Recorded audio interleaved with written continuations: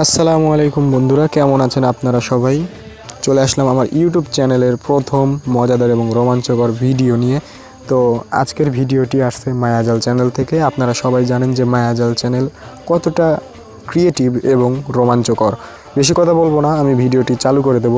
আজকের ভিডিওর টাইটেলটি হচ্ছে ভারত কেন বাংলাদেশকে আক্রমণ করতে ভয় পাচ্ছে। দেখতেই থাকুন। আর রিয়েল ভিডিওর লিংক ডেসক্রিপশন বক্সে দেওয়া আছে, আপনারা ওইটা দেখে চেক আউট করে নিতে পারেন। চারদিকে যেন শুধু যুদ্ধ আর যুদ্ধ।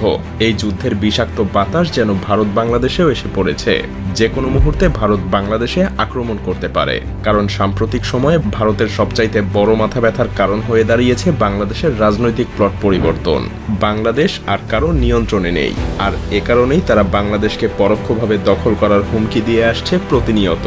যদিও হ্যাঁ, অবশ্যই আপনারা যদি ভারতীয় নিউজ চ্যানেলগুলো দেখে থাকেন, তারা অনেক বিব্রতকর তথ্য ছড়াচ্ছে বাংলাদেশকে নিয়ে। এক কথায় আমরা যেটাকে বলে থাকি গুজব।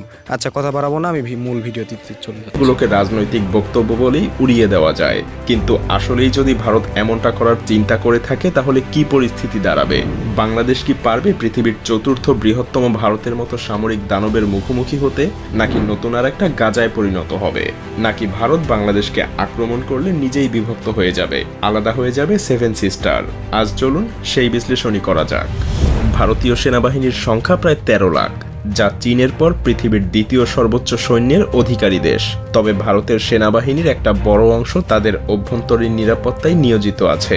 কাশ্মীর, মধ্যপ্রদেশ এবং পূর্বাঞ্চলের 7টা রাজ্যের, যাদেরকে আমরা সেভেন সিস্টার হিসেবে জানি, সেখানকার বিদ্রোহীদের দমন করতে ভারতীয় সেনাবাহিনীর একটা বিশাল অংশ সেখানে নিয়োজিত আছে, আর তাদেরকে সেখানে থাকতেই হবে। তা না হলে সেভেন সিস্টার সহ আরও বেশ কিছু রাজ্য বিভক্ত হয়ে যাওয়ার প্রবল সম্ভাবনা আছে।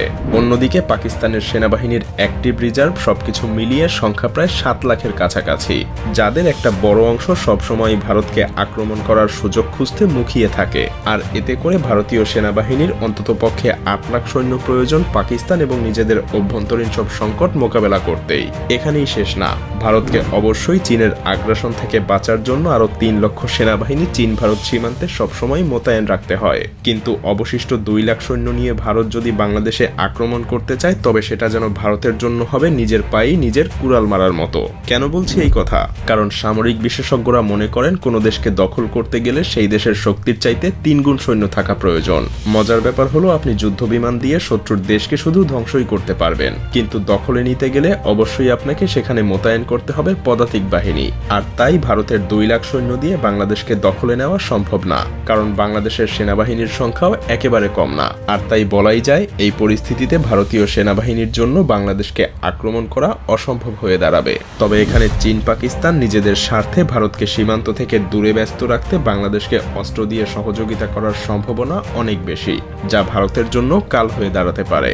কিন্তু ভারতের সক্ষমতা কিন্তু এখানেই শেষ না, কারণ তাদের আছে পৃথিবীর অন্যতম আধুনিক এবং বিশাল শক্তির বিমান বাহিনী। তবে মজার ব্যাপার হলো, তাদের সেখানেও রয়েছে বেশ দুর্বলতা, কারণ তাদের পর্যাপ্ত যুদ্ধ বিমান আছে ঠিকই, কিন্তু লজিস্টিক সহযোগিতা করার সক্ষমতা অতটাও নেই। কারণ ভারতীয় বিমান বাহিনীর কাছে মাত্র 10টা হেভিওয়েট পরিবহন বিমান এবং 30টা মিডিয়াম ক্যাটাগরির লজিস্টিক বিমান রয়েছে।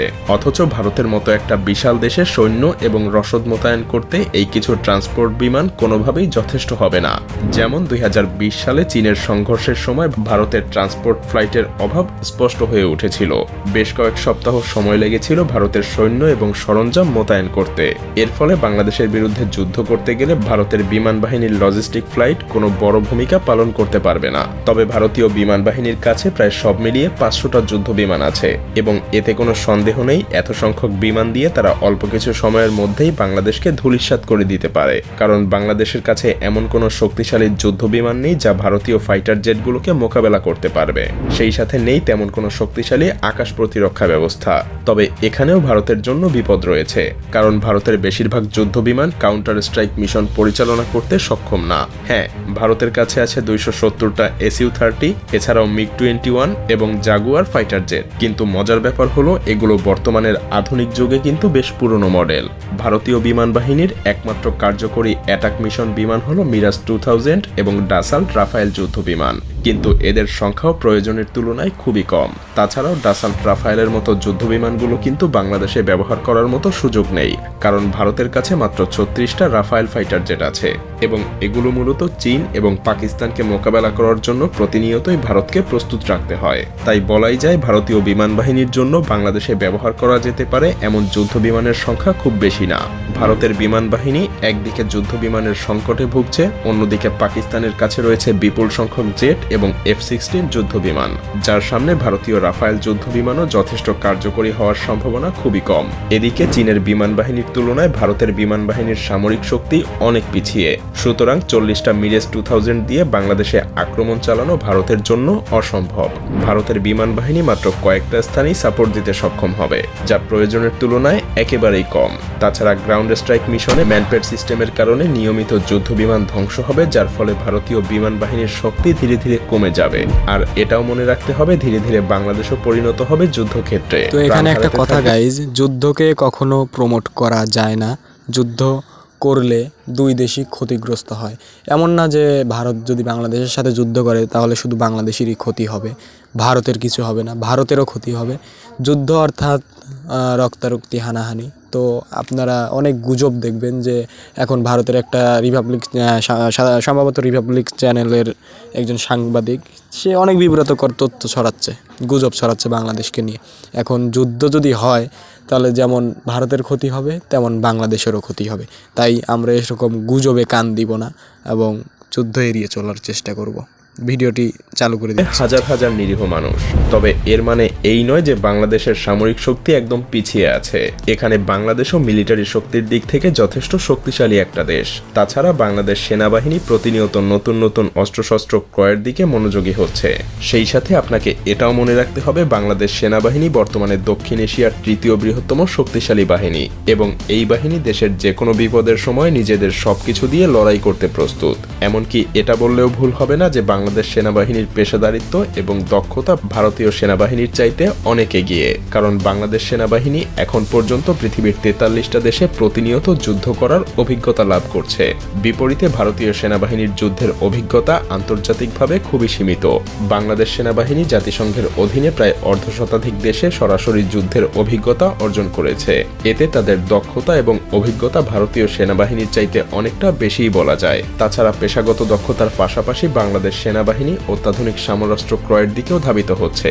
বিশেষ করে বিভিন্ন আগ্রাসন মোকাবেলায় বাংলাদেশ পৃথিবীর বিভিন্ন দেশ থেকে যুদ্ধ ট্যাঙ্ক, যুদ্ধ বিমান এবং অন্যান্য সমরাস্ত্র সংগ্রহ করছে, যা বাংলাদেশের নিরাপত্তা ব্যবস্থা আরও মজবুত করবে। এমনকি বাংলাদেশ তুরস্কের কাছ থেকে বেশ কিছু সংখ্যক বর্তমান পৃথিবীর সবচাইতে অত্যাধুনিক ড্রোন বায়ারাক্তার TB2 কিনেছে। আরও কিছু সংখ্যক কেনার জন্য চুক্তিও করেছে, যার মাত্র 50টা দিয়েই ইউক্রেন হাজার হাজার রাশিয়ান যুদ্ধযান ধ্বংস করেছিল। সেই সাথে সমরাস্ত্রের উৎপাদন বাড়ানো এবং বাইরের দেশ থেকে আধুনিক অস্ত্র ক্রয়ের মাধ্যমে বাংলাদেশ সেনাবাহিনী আরও শক্তিশালী হওয়ার চেষ্টা করছে। 2030 সালের মধ্যে এই সমস্ত নতুন অস্ত্র বাংলাদেশ সেনাবাহিনীর বহরে যুক্ত হবে, যা বাংলাদেশকে এক নতুন উচ্চতায় পৌঁছে দিবে। তাছাড়াও বাংলাদেশের সেনাবাহিনীর কৌশলগত শক্তি বৃদ্ধি করতে সবচাইতে গুরুত্বপূর্ণ পদক্ষেপগুলোর মধ্যে একটা হলো অ্যাম্ফিবিয়াস ট্যাঙ্ক। সম্প্রতি বাংলাদেশ চীন থেকে 54টা অত্যাধুনিক উভচর ট্যাঙ্ক অর্ডার করেছে, যা পানিতে এবং মাটিতে দুই জায়গাতেই বেশ কার্যকরীভাবে চলতে পারে। এই ট্যাঙ্কগুলো এমনভাবে তৈরি যা তীব্র স্রোতেও অনায়াসেই চলতে পারে। এগুলো বিশেষ ধরনের হামলা চালানোর জন্য অত্যন্ত কার্যকরী, যা বাংলাদেশের প্রতিরক্ষা শক্তি আরও মজবুত করবে। আর তাছাড়া চীন ভারতের কাছে এই ট্যাঙ্কগুলো বিক্রিও করবে না। তবে পরিশেষে আমাদেরকে একটা কথা মনে রাখতে হবে যে যুদ্ধ কখনো শান্তি বয়ে আনতে পারে না, কারণ ভারত যদি বাংলাদেশের উপরে আক্রমণ করে তবে হয়তো তারা দখল করতে পারবে না, তবে ধ্বংসস্তূপে পরিণত হতে পারে বাংলাদেশ। প্রাণ হারাবে হাজার হাজার লাখ লাখ মানুষ। এমনকি ভারতের জন্যও রয়েছে অশনি সংকেত, কারণ বাংলাদেশের সাথে যুদ্ধে ব্যস্ত থাকলে চীন এবং পাকিস্তান অবশ্যই ভারতীয় মানচিত্রে আক্রমণ করতে দ্বিধাবোধ করবে না। আর সেভেন সিস্টার আলাদা হওয়ার জন্য তাদের নিরস্ত্র আন্দোলনকে হয়তো সশস্ত্র আন্দোলনে পরিণত করতে পারে। এমন ভয়াবহ কিছু হলে দুইটা দেশই ক্ষতিগ্রস্ত হবে। আর তাই প্রতিবেশী দুইটা দেশের জনগণের উচিত এমন কোনো উস্কানিমূলক কার্যক্রম না করা যাতে দুই দেশের মধ্যে বন্ধুত্বপূর্ণ সম্পর্কের পরিবর্তে শত্রুতার সৃষ্টি হয়, কারণ এতে উভয় দেশই ক্ষতিগ্রস্ত হবে।